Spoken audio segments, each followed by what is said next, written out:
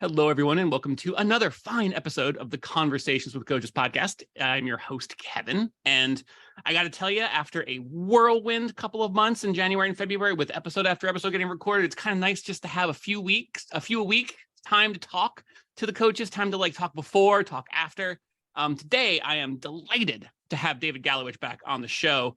David was one of my first batch of guests when I first really took over the podcast hosting duties, and was one of the reasons I fell in love with it so quickly, precisely because of what you're about to see here. It's so easy and quick to get into the deep and meaty end of things. So without further ado, let me reintroduce you to David, and let's go ahead and dive in. David's success in business has been attributed to his ability to lead people towards the achievement of a common goal. It's a subject we talk about here a lot. David is currently the founder and CEO of Terra Firma Leadership, where he pursues his passion for being a catalyst in the professional and personal development of everyone he interacts with. I, in my limited exposure, have found you to be a very giving human being, a very giving soul, and a delightful conversationalist. So, David, I'm talking so much today. I'm sorry. I guess I had too much coffee. Thank you for being back on the show with me. Oh, it's a pleasure. And thank you for having me back, Kevin. I enjoyed last time, and I'm looking forward to our conversation today. Excellent.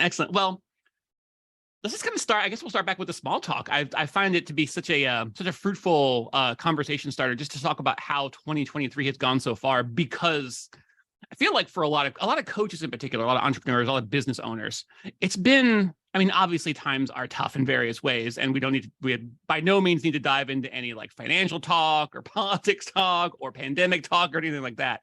I have the Silicon Valley Bank thing top of mind right now as we're recording this. That's recent news. But how has your 2023 been so far? I think when I first asked you this, you said it was a lot like 2022 and that was a very good thing. So talk about that a little bit. Yeah, I mean, at a macro level, it's a lot like 2022, but it's interesting that the nuances are really the interesting part. And 2023, at least from what I'm seeing, a lot of my clients, and I work with both individuals and teams, a lot of my clients are experiencing a lot of uncertainty right now. The general economy seems to be clicking along despite the warning flags, despite inflation, despite interest rates. Not a lot of them have seen a real fall off in any of their businesses, but what they have is a lot of uncertainty because we're in somewhat uncharted waters. So they're trying to figure out how do they lead through that uncertainty. It's really, uncertainty really is, it feels like the word of the moment, because there are so many things that we have educated guesses on that either aren't really doing a great job of comforting us, or are, no matter how educated they are, don't seem to be proving to be the case. And so there's just this whole lot of you ask a really good question and pretty quickly you arrive at, I'm not sure, as an answer. And that's when you get enough of those, I'm not sure, that could be those are really scary waters to navigate. And I was going to say, but really it's an and that is such a key strength of good coaching, is that you don't eliminate uncertainty. That's a fool's errand. What you do is you teach and guide in the navigation of uncertainty, which by definition is uncertain. Right. Yeah, no. And the leaders that I really enjoy working with the most are the ones that are very quick to say they're not sure. Because the ones who have it all nailed down and they're positive the way things are going, or they're bound and set on a path, they usually have some blind spots that they're not acknowledging. And in those blind spots are some really great nuggets and some really great things that they can learn and come up with, the best path forward. I love your phrase, and I'm not sure. And what I like to do is get people to embrace that more. It's perfectly okay to say, I don't know. It's a perfectly acceptable answer. And especially as a leader, to look at your team and say, all of you are the subject matter experts in each of your departments and divisions. I need you to help us figure this out so that we get the complete picture. And so that I, as the leader, can make a decision. And that's where the secret sauce really is having a leader that's comfortable enough to say, I don't know, or I'm not sure. And still lead. Not to advocate leadership, because a lot of leaders will accidentally conflate certainty with confidence. It's like they're confident based on what they know, what they can prove, or what they feel certain about, and that informs their decision making and their leadership. When really, I think the strongest leadership is the ability to, in that uncertain environment, to embrace the uncertain nature, to not just say I don't know, to try to figure out, to have your attention and your intention on it, arrive at the decisions that you need to make, decisions that need to be made by you, the leader in that position. Acknowledge that you're not sure, and that this is what I've decided to do. Yeah. And I feel like it's so difficult sometimes to remember that those are separate states of being, that certainty and that confidence that's required of leadership. Certainty is not a requirement. Confidence is. Right. And, and it's not just the team leader, it's anybody on the team, I think, should feel comfortable in saying, I don't know, I need help, and that is, that's where you get the strongest team, is where people are comfortable enough saying that to their teammates and saying, I'm not sure what the right answer is. Let's unpack it. Let's figure out what the best path forward is. And that's where you get the best results. And there's a lot that goes into that, like that sort of that requirement to feel safe, saying I don't know, because there's been, there's traditionally and probably just as a part of human nature, some hostility and some friction and some danger to admitting uncertainty, and having that be coded in some way, shape, or form as a weakness or a vulnerability in the defined as a negative. Whereas I think vulnerability is, I use that word. I hesitated over that word because vulnerability, I think I see as a positive now, but I didn't always.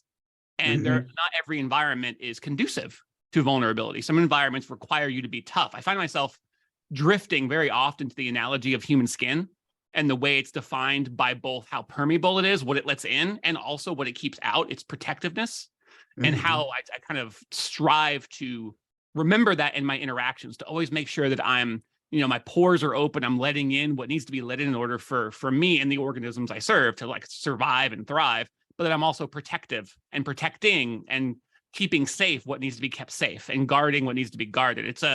It's not an either or, it's a both and. And so it's, I find that analogy of skin to be helpful to keep me from getting lost in that paradox, that seeming paradox. Yeah, absolutely. And then, I've also seen it where it's not just the teams that have people that are comfortable saying, I'm not safe, or I'm not sure. Some of the highest performing teams I've seen actually appoint someone at the beginning of a meeting sometimes to be the contrarian. But, if we're all going down a path and we're all nodding our head and agreeing, we need someone to disagree to push us a little bit to make sure that we're not missing something. Yeah, the devil's advocate, as it's sometimes been called, which is it's a cheeky way to refer to it. But yes, I often find myself thinking in those terms, and I think of it. I should say it properly. I am teaching myself to think of it as an act of service and not just contrarianism for contrarianism's sake. Like I've certainly dabbled in contrarianism as a personality trait. I mean, I'm a Gen X kid, so I grew up in the 80s and the 90s, and so there's a certain element of just instinctive rebellion or rejection of selling out, all kinds of stuff like that we don't have to unpack here. We don't have the time or the place for that. But that embracing of the taking the other side of things, even if I agree, even if I'm like in wholehearted agreement, just going through the exercise for myself and for my team of taking not just the other side, but an other side, kind of embracing that there might be not just one other, but maybe two other, 5 other, 10 other ways of looking at this, and giving it its due will help at the very least to illuminate more accurately why we're all agreeing with the thing we're all agreeing with, and why we're all choosing to make this decision and go down this road together. I feel like it's an act of service to yourself and to the team. Yeah. And then, another thing that's important, though, if you're going to be the devil's advocate, if you haven't been appointed outright to be the devil's advocate, you need to ask the group for permission to be the devil's advocate, right? Otherwise, you're going to show up and people are going to wonder who's this obnoxious person over in the corner, just, being Dr. No. But, so, make sure that you are on a level playing field with everybody, that they understand, hey, can I have permission to be the contrarian here, to be the devil's advocate, just to make sure that we're not missing something. And then, hopefully the group plays it out and they see all the different possibilities. I feel like every time we come across another C word, I'm like, maybe there's a lot of alliteration going on, because again, you're highlighting, without using the word itself, the foundational importance of communication. Ask, permission, speak, share, communicate, articulate to each other. Without that, you can't even begin. Communication is the secret sauce to everything that you talk about in probably most of your podcasts. Yep. Right. when you think about it, and Susan Scott wrote a wonderful book, Fierce Conversations. And in that book, she's got a phrase, I'll paraphrase it since I don't have her language in front of me, but she said, every relationship is built one conversation at a time.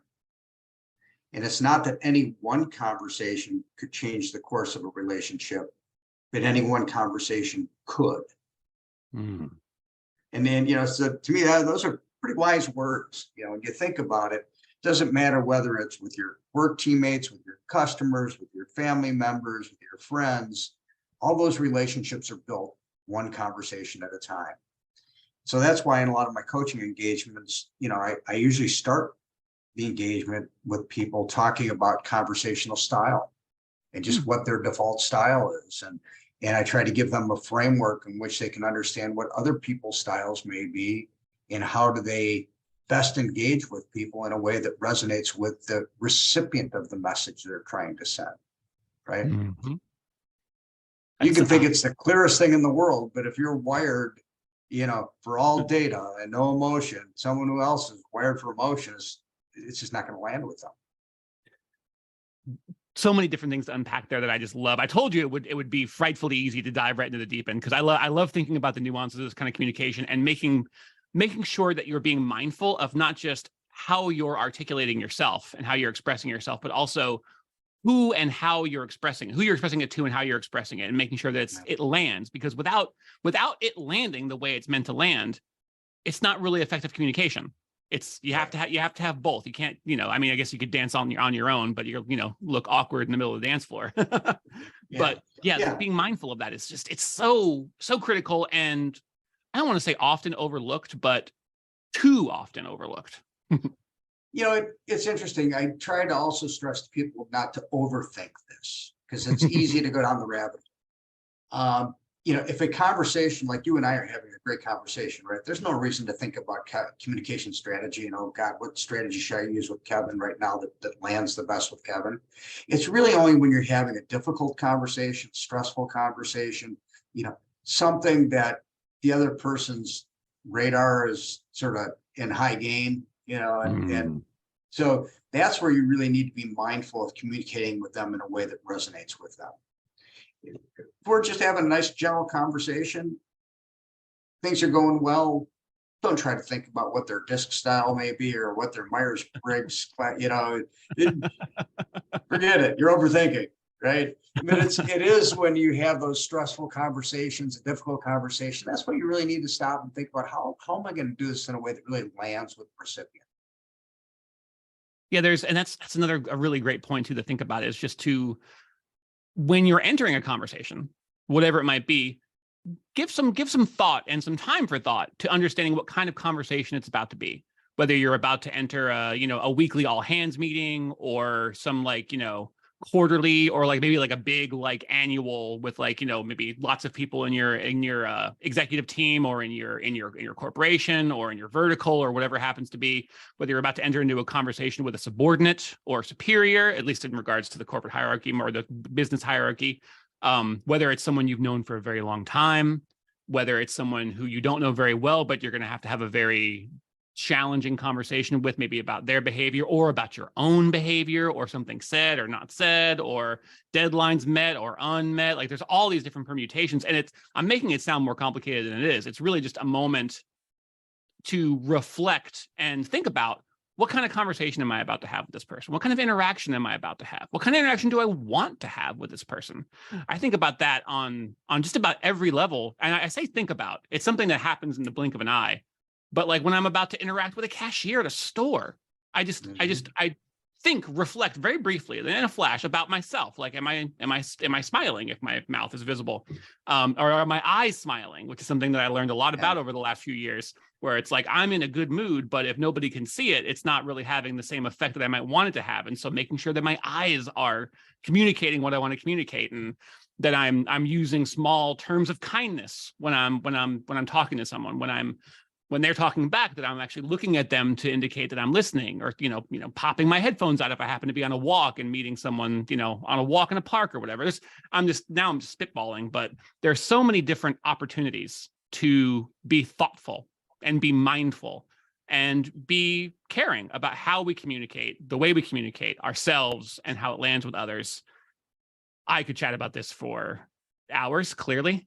This is one of my favorite conversations to have, and it makes sense because it's, in coaching, it's like how people connect with each other, how we bridge gaps, and how we, pass across things to each other, and how we move forward in the world together. It's the stuff of human existence. I love chatting about it, man. I just want to keep you. I want to keep you for hours, but I know I got to get you out of here. I'm feeling myself wanting to open up so many more cans of worms. That's great. That all leads to good stuff. It does. Okay, I will get you out of here. But before I do, where can people learn more about you? Just learn more about who you are, what you do, how you move through the world, and where can people best connect with you if they wanted to start a conversation of their own, whether just personally or professionally, if they wanted to, see what your coaching style is all about. So yeah, where can people find out more about you and connect with you? Yeah, so the easiest way to connect with me and find out a little bit about me is through LinkedIn. So it's just David Galowich, David Galowich. You'll find me on LinkedIn. If you'd like to look at my website, terrafirmaleadership.com. There's a lot of good stuff on there. Admittedly, I don't always keep that totally up to date, but it's certainly a good good place to start to see what coaches do and how we do it. Yeah, I think of it as, you don't always restock all the shelves. Not every day, but there's still stuff there for you to get. And then if you want to find out more, come on, we got the special room in the back here. Come on over to LinkedIn, direct messages, and let's have a chat. Absolutely. Man, we're gonna have to do this again sometime. And not after a year. I find, again, I know I say this a lot, and I said this to you before I hit record, that I find it frightfully easy to get into like really meaningful conversations with coaches, because if I were to go into a lab and like create a conversationalist, create a podcast guest, I would create something that looked very much like a coach. Even amongst coaches, you stand out to me as someone who is very, very easy to get into the very, very meaningful stuff with. So just selfishly, I'm going to invite you back on the show in not a year. I appreciate it, because I always enjoy the conversation. Absolutely. Man, I hope our listening audience gets a lot out of it as well. I think it's good to, again, thinking about vulnerability and exposure, I think it's good to let people listen in on conversations like this to realize exactly where you can go in a conversation, and exactly what a coaching conversation might look like, and the kinds of questions that get asked, and the kinds of answers that are, I'm not sure. I think it's great. I think it's great. So we'll do this again sometime. Thank you for being here, David. Thank you to the audience for listening, and we will get a chance to talk to you again very soon. Great, Kevin. Enjoy your day, and thanks again for having me.